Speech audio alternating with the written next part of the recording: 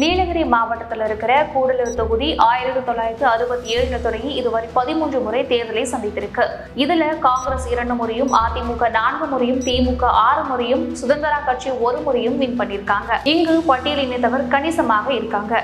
இவர்களுக்கு அடுத்தபடியாக தாயகம் திரும்பிய தமிழர்கள், மலையாள மொழி பேசும் மக்கள், இஸ்லாமியர் என பரவலாக வசிக்கிறாங்க. அதிமுகவை பொறுத்தவரையில ஒன் மேன் ஆர்மியாக வலம் வரும் தற்போதைய எம்எல்ஏவான பொன் ஜெயசீலன் மறுபடியும் சீட்டு எதிர்பார்க்கிறாரு.